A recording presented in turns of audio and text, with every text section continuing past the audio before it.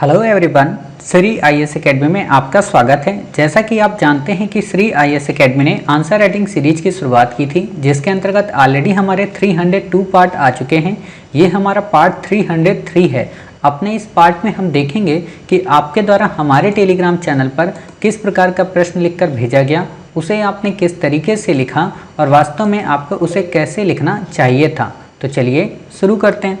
जैसा कि आप देख रहे हैं, ये प्रश्न आपके द्वारा हमारे टेलीग्राम चैनल पर भेजा गया है। तो सबसे पहले हम आपके इस प्रश्न को पढ़ेंगे, फिर आपके उत्तर को पढ़ेंगे और देखेंगे कि वास्तव में इसे आपने कैसे लिखा है और इसमें किन किन बिंदुओं को ऐड करने की आवश्यकता है। काफ़ी अच्छा प्रश्न है। सिंधु घाटी सभ्यता के नगरों की नगर योजना पर टिप्पणी लिखिए। आपने लिखा नगर नियोजन सिंधु सभ्यता की ही प्रमुख विशेषता माना जाता है।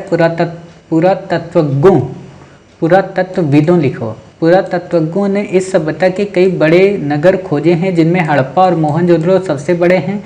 हड़प्पा, मोहनजोदड़ो, चन्हूदड़ो, लोथल, कालीबंगा, आमरी, ये क्या है, आलमगीरपुर, स्थानागार।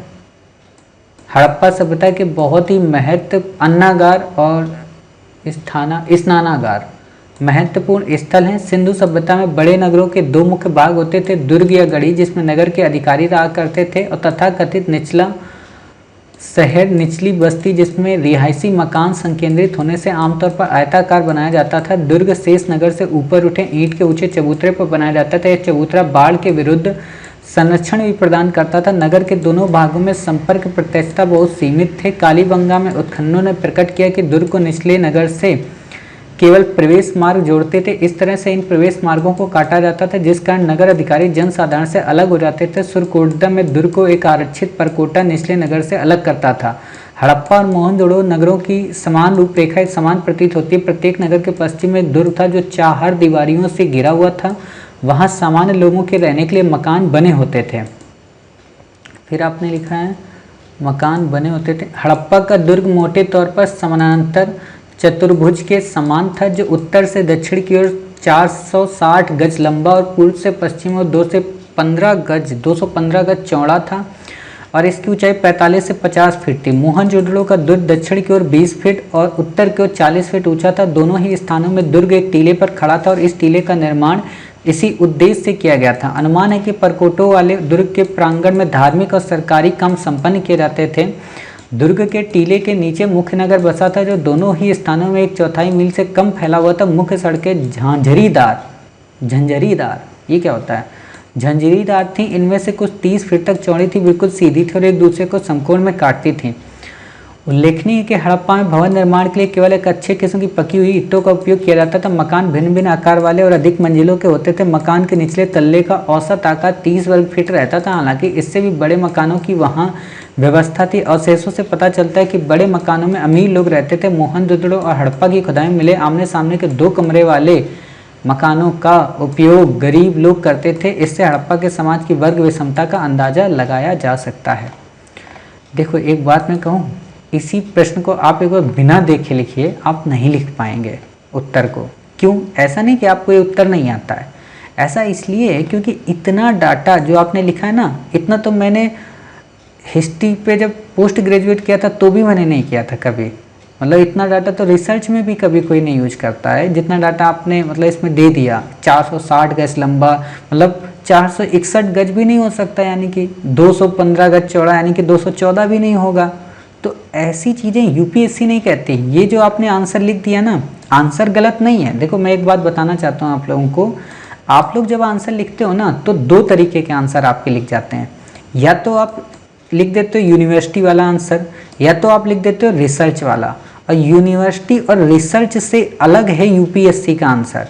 यूपीएससी के आंसर में वास्तव में यूपीएससी व्यक्तित्व देखती है ना। उसमें नॉलेज या सूचनाओं का उतना भंडार नहीं चाहिए जितना भंडार आपने इसमें दे दिया। आपको सामान्य से बिल्कुल बताना था हड़प्पा सभ्यता के नगरों के बारे में, और यहाँ पे मैप एक डालना था कि किस तरीके से हड़प्पा के नगर उत्तर में मांडा से लेकर दैमाबाद तक, दक्षिण में सुतकांगे डोर से लेकर कि आलमगीरपुर तक, ऐसे आपको बताना था। सामान्य सी बिल्कुल जानकारी, ज़्यादा कुछ नहीं। लोथल किस तरीके से, उनका एक तरीके का बंदरगाही नगर था, वहाँ से क्या मिला, ऐसे आपको बताना था। कालीबंगा में सामान्य जानकारी की, जुते हुए खेत मिले, सामाजिक वर्गीकरण के बारे में बताना था, बस इससे ज़्यादा कुछ भी नहीं।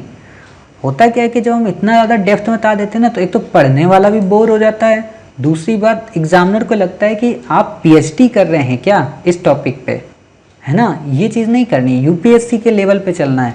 देखो यूपीएससी का लेवल बहुत ही कूल है, वो कहता है कि हमें तथ्य और तर्क सामान्य रूप से दें और अपनी कहानी को बस मौलिकता प्रदान करें, है ना, तो वैसे ही लिखें।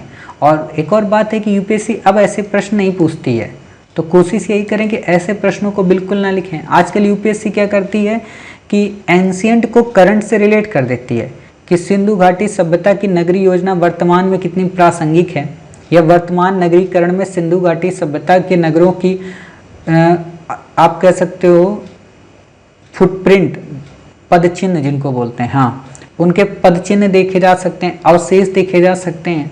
तो आपसे ऐसे क्वेश्चन पूछेगा तो आपको ये पता हो कि आखिरकार उनकी विशेषताएं क्या थी, नगरों की खूबसूरती क्या थी, इन्वायरमेंट की दृष्टि से कैसे थे। ऐसे तो नहीं पूछे, आप तो ऐसे यहाँ पे वृत्तांत बता दिए जैसे सच में आप उस समय या उस लोक के प्राणी रहे हों। ऐसा तो आज तक मैंने किसी रिसर्च बुक में नहीं पढ़ा, जो आपने बिल्कुल एक एक लाइन बाय लाइन बता दिया कि दुर्ग ऐसा था, वहाँ राजा रहते थे, प्रशासन लोग रहते थे। देखो यहाँ मैं 2 लाइनें बोल रहा हूँ, उस लाइन को ध्यान से समझना। आपने लिखा है कि निचली बस्ती थी, रिहायशी मकान थे, यहाँ पे प्रशासनिक अधिकारी रहते थे, यहाँ पे आम आदमी रहते थे, यानी कि आप कंफर्म हो कि वो लोग रहते थे। जबकि हिस्टोरियंस का ये मानना है कि हो सकता है कि जो 2 भागों में नगरों को बसाया गया था वो इसलिए हो कि एक उच्च का होगा, एक निम्न का होगा, बट प्रमाण नहीं है। या फिर उन्होंने एक और एग्जाम्पल दिया कि हो सकता हो कि बाढ़ से बचने के लिए 2 भागों में नगरों को बसाया गया, यानी कि एक तरीके से वो इमरजेंसी हाउस हुआ करते थे और ये टेम्परेरी हाउस हुआ करते थे, सॉरी ये परमानेंट हाउस हुआ करते थे। तो ऐसा भी हो सकता है। तो जहाँ हो सकता है बातें हों वहाँ पे होगा ही या था वहाँ पे, ये गलत हो जाता है ना। तो ऐसी बुक को जहाँ से आपने इसको किया है थोड़ा उसको अवॉइड कीजिए, ठीक है, क्योंकि उस बुक में गलत लिखा है, था कहीं पे नहीं होता। हिस्ट्री जब हम पढ़ते हैं एंशिएंट इंडिया तो वहाँ कुछ भी फिक्स नहीं है, खासतौर पर वैदिक काल तक तो कुछ भी फिक्स नहीं है, हुआ होगा रिसर्च का विषय है, ऐसी बातें वहाँ लिखनी पड़ती हैं। यही एक डिफरेंस होता है एक रिसर्चर में, एक स्कॉलर में और एक यूपीएससी एस्पायरेंट में। तीनों अलग अलग होते हैं। स्कॉलर का मतलब होता है अपना बुद्ध ज्ञान डाल देगा, रिसर्चर का मतलब होता है अपने तथ्य और तर्क डाल देगा। जैसे आपने डाल दिए कि दुर्ग नंबर 1, दुर्ग नंबर 2 गढ़ी में आरक्षित दीवार थी, इतने गज लंबा था, इतने गज चौड़ा था, ये नहीं पूछता यूपीएससी आपसे, है ना। तो आपको ये चीज़ें बस पता होनी चाहिए। बाकी आप समझ गए कि हाँ आपको कैसे इसमें उत्तर लिखना है। बाकी हम आपको एंशिएंट इंडिया जब कराएंगे तो आप वहाँ पे देखिएगा, आपको समझ में आ जाएगा कि वास्तव में सच में उत्तर कैसे लिखना होता है। और एक और बात, ये कलरफुल मत करिए, क्योंकि आपसे यूपीएससी ये नहीं पूछा ऐसे कि आप वहाँ पे हाईलाइट, देखो जो काम आप यूपीएससी में नहीं करोगे वो काम यहाँ पे मत करो, मतलब आंसर राइटिंग की बुकलेट में बिल्कुल भी मत करो। जैसे होता है ना कि एक बात कही जाती है कि आप पे मान के चलो कि आज आपकी ज़िंदगी का आखिरी दिन है, मतलब मान के चलो, मैं कह रहा हूँ, ये नहीं कह रहा हूँ कि सच में आपका आखिरी दिन होगा, तो आप कौन से काम करेंगे कौन से काम नहीं करेंगे। बिल्कुल वही चीज़ कि मान लो आपको यूपीएससी में आंसर राइटिंग करनी है तो वहाँ क्या कर सकते हो उस 20 आंसर को लिखने में 3 घंटे में, और यहाँ आपको क्या करना चाहिए, यही सोच कर जब आप आंसर लिखेंगे तो आपका उत्तर हमेशा बेहतर होता जाएगा, ठीक है। तो ये काम आपको नहीं करना है। बाकी सामान्य तौर पर आपको हड़प्पा के नगरीय योजना के बारे में बता देना है कि नगरीय योजना का विकास किस तरीके से होता गया, किस तरीके से नगरों का पतन भी या नगरों का विनगरीकरण ने किस तरीके से हड़प्पा सभ्यता के पतन में भी एक भूमिका निभाई, जो कि कुछ इतिहासकारों का मानना है, तो वैसे भी आप बता सकते हैं, ठीक है। उम्मीद है आप समझ गए होंगे कि आपको उत्तर कैसे लिखना है। बाकी ये एक बहुत ब्रॉड टॉपिक होता है, ये तब समझ में आएगा जब हम आपको सिंधु घाटी सभ्यता पढ़ाएंगे, ठीक है। ऐसे हम यहाँ पे नॉर्मल आपको बता दें आपको भी नहीं समझ में आएगा, और आधा अधूरा ज्ञान फिर अच्छी बात भी नहीं होती, ठीक है। तो वेट करें, 1 जुलाई के आसपास से हम, या 15 जुलाई से एंशिएंट इंडिया शुरू करेंगे, तो वहाँ पे हम आपको एक कवर करा देंगे, ठीक है। मिलते हैं फिर आप ही के द्वारा भेजे गए एक नए आंसर के साथ। तब तक अपना ख्याल रखिए और स्वस्थ रहिए।